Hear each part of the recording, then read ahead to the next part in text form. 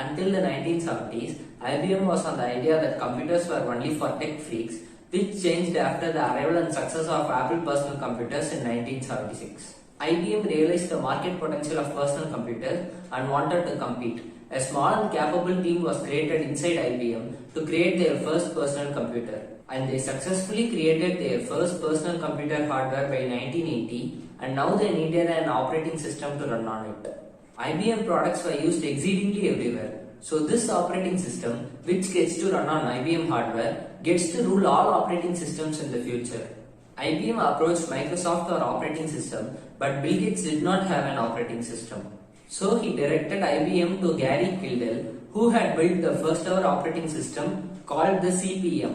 Before CP/M, operating systems had to be custom built for every single computer piece, and Gary changed this with his CP/M. Now operating systems could be written only once and then copied to every device. As Bill Gates insisted, IBM went to meet Gary Kildall, and Bill told Gary that someone important is coming to meet him. Bill couldn't say more as he had signed a non-disclosure agreement with IBM. Gary did not take Bill's word seriously, and during the time of IBM's visit, Gary was not home. So IBM asked Gary's business colleague and wife Dorothy to sign a non-disclosure agreement before explaining the deal. But Dorothy refused to do so. Since negotiations went nowhere productive, IBM's team left Gary's home in frustration and headed to Microsoft for the second time. Bill Gates saw the opportunity in IBM's offer and how his non-existent operating system could rule in the near future. So, he agreed to create a new operating system for IBM. He did not create one, but proceeded to buy the QDOS OS, expanded as quick and dirty operating system from a small company. Now, if you are wondering why QDOS's expansion is in such a way, it's because QDOS was essentially a rip-off of Gary's CP/M. Microsoft now had a decent operating system.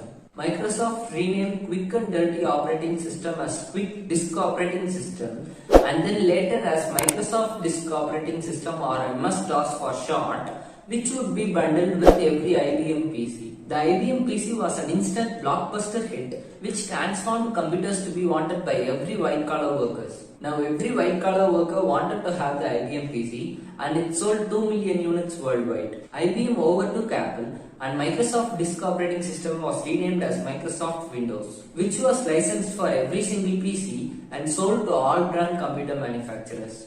Gary tried suing IBM but still failed, and with the weight of his failure, Gary slipped into depression and alcoholism, leading to his divorce, and died enduring head injuries during a fist fight in a bar. The moral of this history is to lift every single opportunity and make the most of it. So do not miss the opportunity to share and subscribe to Tech with Yolo. Tata!